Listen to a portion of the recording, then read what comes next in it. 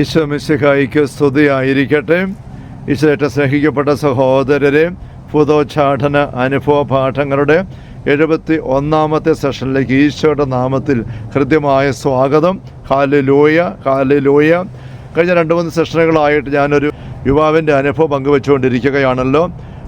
പൈശാചികമായ അരൂപിയുമായിട്ട് ഉള്ളെടുത്ത് അരൂപിക്കായിട്ട് ഉള്ളു തുറന്നു കൊടുത്ത് ജീവിതം മുഴുവനും തിന്മയുടെ അരുവിൽക്കാട്ട് കൊടുക്കാൻ തീരുമാനം എടുത്തുകൊണ്ട് നീങ്ങുന്ന ഒരു 17 വയസ്സുകാരൻ ഓജോ ബോർഡ് വഴി വന്ന ഒരു സ്വാധീനം, 2 ധ്യാനം വന്ന് കൂടിയിട്ട് അവന് മാറ്റം ഉണ്ടായില്ല ഞാൻ പറയുകയുണ്ടായി. നമ്മൾ ഈ ഒരു അനുഭവത്തിൻ്റെ വെളിച്ചത്തിൽ ദുഃഖകരമായ അനുഭവം, സങ്കടകരമായ അനുഭവം, നമ്മുടെ കുഞ്ഞുങ്ങൾ അങ്ങനെ പോയി ചെന്ന് നിസ്സഹായതപ്പെട്ടു പോകുന്നത്, ഈ ഒരു യുവാവിൻ്റെ അനുഭവത്തിൽ നമ്മൾ ചില ആത്മീയ പാഠങ്ങൾ ഒന്നൊന്നായിട്ട് കണ്ടുകൊണ്ടിരിക്കുകയാണല്ലോ.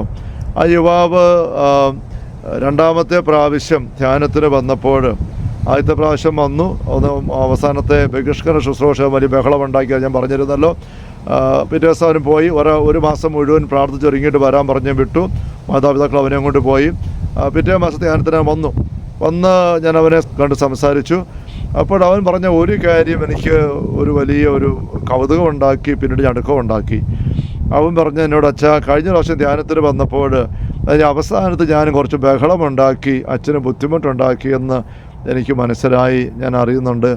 അച്ഛാ, ഈ പ്രാവശ്യം അങ്ങനെ ഉണ്ടാവുകയില്ല. അപ്പോൾ ഞാൻ ചോദിച്ചു, എന്താ മോനെ, ഈ പ്രാവശ്യം നീ അതെല്ലാം നല്ലപോലെ മാറ്റിയെടുത്തുകൊണ്ട് വന്നതുകൊണ്ട് അല്ലേ, സന്തോഷം. ഇപ്പം പറഞ്ഞു, അച്ഛാ, അതല്ല, കഴിഞ്ഞ പ്രാവശ്യം വന്നപ്പം എനിക്ക് അറിയില്ലായിരുന്നു അച്ഛൻ ഇങ്ങനെ അവസാനം ഇങ്ങനെ ഒരു പ്രത്യേക പ്രാർത്ഥന നടത്തുന്നുണ്ട്, ഇങ്ങനെ ആജ്ഞാപിച്ച് ബന്ധിച്ച് ബഹിഷ്കരിച്ച് പ്രാർത്ഥിക്കുന്നുണ്ടെന്ന് എനിക്ക് അറിയത്തില്ലായിരുന്നു, അതുകൊണ്ട് പറ്റിപ്പോയതാ. അപ്പോൾ ഞാൻ ചോദിച്ചു, അതെന്താ പറ്റിപ്പോകാൻ കാരണം? ധ്യാനത്തിൽ നമ്മൾ തിന്മയുടെ അരുവി ഇറക്കി വിട്ടുകൊണ്ടല്ലേ ദൈവരാജ്യ അനുഭവത്തിലേക്ക് വരുന്നത്. അതെച്ചാൽ അതെ, പക്ഷേ ഇപ്രാവശ്യം പിന്നെ എന്താ പറ്റി, നിനക്ക് എന്താ നീ വ്യത്യാസം പറയുന്നത്? അപ്പം പറയാം, അച്ഛാ, ഇപ്രാവശ്യം ഞാൻ അതുകൊണ്ട് ഒരുങ്ങിയാണ് വന്നിരിക്കുന്നത്, കരുതിയാണ് വന്നിരിക്കുന്നത്. എന്നിട്ട് എന്നോട് പറയുകയാണ്, സ്നേഹമുള്ള സഹോദരങ്ങൾ, നമുക്ക് വിശ്വസിക്കാൻ പറ്റാത്തൊരു കാര്യം എളുപ്പത്തിലൊന്നും ഈ മേഖലയെക്കുറിച്ച് അറിവില്ലാത്തവർക്ക് ഒട്ടും ഇത് വിശ്വസിച്ചെടുക്കാൻ പറ്റിയല്ല, അല്ലെങ്കിൽ ചുമ്മാ നുണ പറയുകയാണ്, തമാശ പറയുകയാണ് തോന്നുകയുള്ളൂ. അപ്പോൾ എന്നോട് പറഞ്ഞു, അച്ഛാ, ഞാൻ ഇപ്രാവശ്യം വന്നപ്പോൾ എൻ്റെ കൂടെയുള്ള അരൂപികളെ, പൈശാചിക ആത്മാക്കളെല്ലാം എൻ്റെ വീട്ടിൽ, എൻ്റെ മുറിയിൽ, എൻ്റെ അലമാരിക്കകത്ത് ഇരുത്തിയിട്ടാണ് പോന്നിരിക്കുന്നത്. അതുകൊണ്ട് ഇപ്രാവശ്യം ഒരു ബഹളം ഉണ്ടാക്കുകയല്ല. ഇത് കേട്ടപ്പോൾ എനിക്കൊരു ഞടുക്കമായിരുന്നു, ആശ്ചര്യമായിരുന്നു, ഒരു പുതിയ കാര്യം പോലെ തോന്നി. ഞാൻ 5 വർഷം പോയി എക്സോസിനെക്കുറിച്ചുള്ള പഠനമൊക്കെ ആയിട്ട് PGയും PhDയും ദൈവശാസ്ത്രത്തിൽ ചെയ്തപ്പോഴൊന്നും കേൾക്കാത്ത, ചിന്തിക്കാത്ത ഒരു കാര്യം കേൾക്കുന്ന പോലെ ഞാൻ അത്ര വിശ്വാസമെടുത്തായിട്ട് കാണിച്ചില്ല, ചിരിച്ച് ഒക്കെ പറഞ്ഞു വിട്ടു. അപ്പോൾ ഞാൻ ശ്രദ്ധിച്ചു, ആ ധ്യാനത്തിൽ അവന് മുഴുവൻ നേരം ഇരുന്ന് എല്ലാം കണ്ടും കേട്ടും എല്ലാം കൂടി ഒരു ചെറിയൊരു ചിരിയായിട്ട് അങ്ങനെ ഇരിക്കും. ഒന്നിനോട് എതിർപ്പുമില്ല, ഒന്നിനകത്തും ആക്റ്റീവായിട്ട് ചേരുന്നുമില്ല. അങ്ങനെ ഇരുന്നു. അവസാന ദിവസം ആശീർവാദ കവിപ്രാർത്ഥന വന്നപ്പോഴും അവനതെല്ലാം ഇരുന്ന് കൂടി, ഒരു ബഹളം ഉണ്ടാക്കിയില്ല. എന്നിട്ട് അവൻ പോകാൻ നേരത്ത് പറയുകയാണ്, ഞാൻ നേരത്തെ സൂചിപ്പിച്ചാണ് ഈ കാര്യം, എനിക്ക് അടുത്ത മെയ് മാസത്തിൽ 18 വയസ്സാകും, അപ്പോൾ ഞാൻ എന്നെ തന്നെ പൂർണ്ണമായിട്ട് പിശാചിന് സാത്താന് കൊടുക്കും, എന്നിട്ട് അവൻ്റെ കാര്യം ചെയ്യാൻ വേണ്ടിയിട്ട് ഇങ്ങനെ പറയുകയാണ്. ആ തീരുമാനമെടുത്തിരിക്കുകയാണ്. അപ്പം അങ്ങനെ തീരുമാനമെടുത്ത ഈ യുവാവ് അത്ര ശക്തമായ പ്രാർത്ഥന ഒന്നിനു പുറകെ വന്നിട്ടും ഒരു ബഹളവും കാണിക്കാതെ അതിലൂടെ മുഴുവൻ കടന്നു പോയി. അത് കണ്ടപ്പോൾ എനിക്ക് സാമാന്യം ബോധ്യപ്പെട്ടു. പിന്നീട് പല അനുഭവങ്ങളും സമാനമായിട്ടുള്ള കണ്ടിട്ടുണ്ട്, ബോധ്യപ്പെട്ടു, ഇവനെ പറഞ്ഞ് ശരിയാണ്. അരൂപികളെ വിളിച്ചു കയറ്റാൻ പറ്റുന്നുണ്ടെങ്കിൽ അവരെ മാറ്റിവെക്കാനും കുടിയിരുത്താനും ഒക്കെ പറ്റുന്ന അക്രൈസ്തവ മേഖലയിൽ പൈശാചിക അരൂപികളെ കൈകാര്യം ചെയ്യുന്ന വ്യക്തികൾ പലപ്പോഴും ഇങ്ങനെയുള്ള പീഡയ്ക്കിരയാക്കുന്ന വ്യക്തികളെ അല്ലെ വീടുകളെ സഹായിക്കാനായിട്ട് ചെല്ലുമ്പം അവിടെ കൈകാര്യം ചെയ്യുന്ന ഈ അരൂപികളെ കൊണ്ടുപോയി എവിടെയുണ്ട് കുടിയിരുത്തും. ഇതുങ്ങളെ നമുക്ക് ഈശോ അധികാരത്തോടെ ആജ്ഞാപിച്ച് പിശാചിനെ ഇറക്കി വിട്ടു. പരിശുദ്ധാത്മാവിനെ കൊണ്ട് പിശാചികളെ ബഹിഷ്കരിക്കുന്ന ഈശോ മത്തായി 12:28 കൃത്യമായിട്ട് പറയുകയും ചെയ്യുന്നുണ്ട്. അങ്ങനെ ഒരു അധികാരം അക്രൈസ്തവ മേഖലയിൽ ഈ ഒരു മേഖല പ്രവർത്തിക്കുന്നവർക്ക് ഇല്ല. അവർ പിന്നെ എങ്ങനെയാണ് ഈ പ്രശ്നം കൈകാര്യം ചെയ്യുന്നുണ്ട്. അവരെങ്ങനെ കൈകാര്യം ചെയ്യുന്നത്? അവരത് കൈകാര്യം ചെയ്യാൻ ഉപയോഗിക്കുന്ന പ്രധാനപ്പെട്ട മാർഗം, ഒരു വ്യക്തിയിൽ പ്രശ്നമുണ്ടെന്ന് കാണുന്നു, സഹായത്തിന് വിളിക്കുന്നു അവരെ, അല്ലെങ്കിൽ ഒരു വീട്ടിൽ പ്രശ്നമുണ്ടെന്ന് കാണുന്നവരെ സഹായത്തിന് വിളിച്ചുകൊണ്ട് വരുന്നു. അപ്പോൾ അവർ ആ വീട്ടിൽ വന്നിട്ട് ആ വ്യക്തിയുടെ അടുത്ത് വന്നിട്ട് ആ വ്യക്തിയിലല്ല വീട്ടിൽ പ്രവർത്തിക്കുന്ന അരൂപി ഏതാണ് എന്ന് ഇവരുടേതായ രീതിയിൽ അന്വേഷിച്ചറിയും, പഠിക്കും. അത് പ്രത്യേക രീതിയൊക്കെ അവർക്ക് ചോദിച്ചറിയാൻ പറ്റും. അത് തിന്മയുടെ അരുവികൾ വെളിപ്പെടുത്തുകയും ചെയ്യും. ഈശോ പോലും മർക്കോസ് 5 കാണുന്നില്ലേ, ലെഗിയോൻ ആവസിച്ചിരുന്നവനോട് നിൻ്റെ പേരെന്താ ചോദിക്കുന്നു. ഞങ്ങൾ പലരാണ്, ലെഗിയോൻ ഉത്തരം കൊടുക്കുകയാണ്. അപ്പോൾ ഈ അക്രൈസ്തവ മേഖലയിൽ ഈ അരൂപികളെ സഹായിക്കാനായിട്ടാണ് ഇത് കൈകാര്യം ചെയ്യുന്ന ആൾക്കാർ നോക്കുന്നത്. എങ്ങനെ ബലമായിട്ട് ഇറക്കി വിടുകയല്ല, അവരെ സഹായിക്കണം. അവരുടെ ആഗ്രഹം എന്താ, ആവശ്യം എന്താ, ഡിമാൻഡ് എന്താ അന്വേഷിക്കുകയാണ്.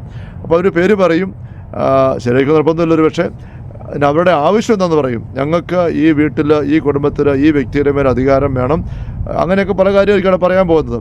അത് വെച്ചുകൊണ്ട് ഇവിടുത്തെ പ്രധാനപ്പെട്ട മൂർത്തിയായിട്ട് ഞങ്ങൾക്ക് മാറും, ഞങ്ങൾക്കിവിടെ ആരാധന കേട്ടോ, ഞങ്ങളെ വണങ്ങണം, ഞങ്ങൾക്കിവിടെ എല്ലാ ആഴ്ചയിലും ഇന്ന ദിവസങ്ങളിൽ കർമ്മങ്ങൾ ഞങ്ങൾക്ക് വേണ്ടി ചെയ്യണം, ചില പൂജാകർമ്മങ്ങൾ ചെയ്യണം. ഞങ്ങളുടെ ബഹുമാനാർത്ഥം ഈ വീട്ടിൽ പ്രധാനപ്പെട്ട സ്ഥാനത്തൊരു പൂജാ മുറി ഉണ്ടാക്കണം, ആരാധന മുറി ഉണ്ടാക്കണം.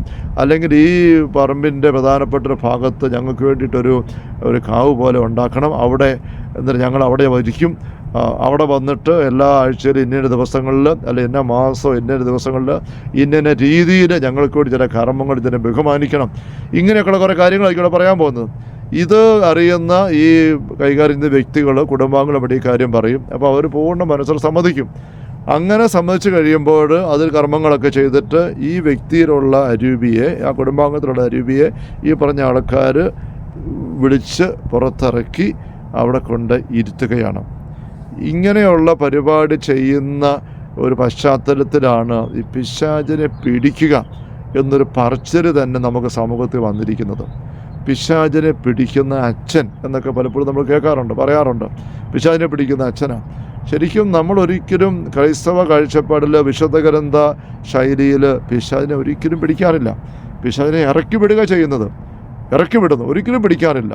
ഈ പിശാചിനെ പിടിക്കുന്ന മുഴുവൻ അക്രൈസ്തവ കാഴ്ചപ്പാടാണ്. അങ്ങനെ പിടിക്കുന്നതിനകത്തുള്ള സംഭവം എന്ന് വെച്ചാൽ, ഒരു വ്യക്തിയിലുള്ള അരൂപിയെ അവിടെ നിന്നും വിളിച്ചിറക്കി കുറേ കൂടി ആ അരൂപിക്ക് ഇഷ്ടപ്പെട്ട സാഹചര്യത്തിലേക്ക് കൊണ്ടുപോയി അവിടെ കൊണ്ട് കുടിയിരുത്തി പ്രസാദിപ്പിച്ചിരുത്തുന്നു. ഇതാണ് സംഭവം. അപ്പോൾ ഇങ്ങനെയുള്ള കാര്യങ്ങൾ നമുക്ക് ചുറ്റും നടക്കുന്ന കാര്യങ്ങളാണ്. അപ്പോൾ ഇതിൻ്റെ ഒരു പ്രായോഗിക വശമാണ് ഈ പയ്യൻ പറഞ്ഞത്. ഞാൻ എൻ്റെ കൂടെയുള്ള അരൂപികളെല്ലാം എൻ്റെ വീട്ടിൽ, മുറിയിൽ, അലമാരിക്കകത്ത് അവനെന്തോ രീതിയിലൊക്കെ ചെയ്തിരിക്കുക. ഞാനത് ചോദിക്കാനൊന്നും പോയില്ല, നമുക്ക് ചോദിച്ചതിൻ്റെ ആവശ്യമില്ല. അത് ഒരു പറഞ്ഞാൽ ശരിയാക്കി നിർബന്ധവുമില്ല. പക്ഷേ ഇങ്ങനത്തെ ഒരു പരിപാടി ചെയ്യാൻ പറ്റുമെന്നുള്ളത് നമുക്കാർക്കും നിഷേധിക്കാൻ പറ്റത്തില്ല. അരൂപികൾ ഉണ്ട്, ബൈബിള് പറയുന്നത് നമുക്കറിയാമല്ലോ. മത്തായി 12:43, 44 വാക്യങ്ങൾ ഈശോ എത്ര സിമ്പിളായിട്ടാണ് പറയുന്നത്. അശുദ്ധാത്മാവ് ഒരു മനുഷ്യനെ വിട്ടുപോകുമ്പോൾ അത് ആശ്വാസമില്ലാതെ വരണ്ട സ്ഥലങ്ങളുടെ അലഞ്ഞ് നടക്കുന്നു. അപ്പോൾ അത് പറയുന്നു, ഞാൻ ഇറങ്ങിപ്പോകുന്ന എൻ്റെ ഭവനത്തേക്ക് തിരിച്ചു ചെല്ലും. അത് തിരിച്ചു വരുന്നു ആ മനുഷ്യൻ്റെ പക്കലേക്ക്. അപ്പോൾ ആ വ്യക്തി ആളൊഴിഞ്ഞ് അടിച്ച് സജ്ജീകരിക്കപ്പെട്ട് കാണുന്നു. അപ്പോൾ അത് പുറപ്പെട്ട് തന്നേക്കാൾ ദുഷ്ടമായ വേറെ ഏഴിനെ കൂടെ കൂട്ടിക്കൊണ്ട് നമ്മളെ പ്രവചിച്ച് വാസമർപ്പിക്കുന്നു. അങ്ങനെ ആ മനുഷ്യൻ്റെ അവസാനത്തെ സ്ഥിതി അതിലേക്ക് ശോചനീയമായി തീരുന്നു. അപ്പോൾ ഒരു മനുഷ്യനെ വിട്ടുപോകുന്നു അശുദ്ധാരൂപി, ആ മനുഷ്യക്ക് വീണ്ടും വന്ന് കയറാൻ നോക്കുന്നു അശുദ്ധാരൂപി, കയറാൻ വരും വേറെ ഏഴിനെ കൂടെ കൂട്ടിക്കൊണ്ട് വരുന്നു അശുദ്ധാരൂപി, വന്ന് 7 വന്ന് 8 വന്ന് കയറി താമസം ഉറപ്പിക്കുന്നു ഈ അശുദ്ധാരൂപി വ്യക്തിയിൽ. ഇത് ഈശോ പറയുന്ന വാക്കുകളാണ്, ബൈബിൾ നമ്മൾ കാണുകയാണ്. ഈശോ പറയുന്നത് നമുക്കറിയാമല്ലോ. എനിക്ക് സ്വമേധയ ഒന്നും പറയാൻ പറ്റത്തില്ല, പിതാവ് കൽപ്പിച്ചവരെ തന്നെയാണ് ഞാൻ ഈ കാര്യങ്ങൾ പഠിപ്പിക്കുന്നത്. യോഹന്നാൻ 12:49-50 വാക്യങ്ങൾ നമുക്കറിയാം. മത്തായി യോഹന്നാൻ 5:30 വാക്യം എല്ലാം കാണുന്നത് ഈശോ കൃത്യം പറയുന്നുണ്ട്. ഞാൻ ഒരു കാര്യം സ്വന്തമായിട്ട് പറയുന്നില്ല, പിതാവ് എന്നിൽ വസിച്ചുകൊണ്ട് തൻ്റെ പ്രവൃത്തികൾ ചെയ്യുന്നതാണ്. ഞാൻ എന്ത് പറയണം, എന്ത് പഠിപ്പിക്കണമെന്ന് വെച്ചാൽ പിതാവിൻ്റെ കൽപ്പന തന്നിരിക്കുന്നു. അങ്ങനെയുള്ള ഈശോ പറയുന്ന ഈ അശുദ്ധാത്മാവ് പോയിട്ട് തിരിച്ചു വരുന്നതിനെ പറ്റി പറയുന്ന ഉപമയുടെ ഒരു വിശദാംശവും നമുക്ക് ആർക്കും അവഗണിക്കാനോ പുച്ഛിക്കാനോ നിന്ദിക്കാനോ ഒന്നും അവകാശമില്ല. മത്തായി 5 ഈശോ തെളിച്ച് പറയുന്നുള്ള ഈ നിയമത്തിൽ വള്ളിപുള്ളി മാറില്ല. നിസ്സാരമായ കാര്യം പോലെ അവഗണിച്ചുകൊണ്ട് പഠിപ്പിക്കുക ചെയ്യുന്ന വ്യക്തി നിസ്സാരമായിട്ട് പോകും.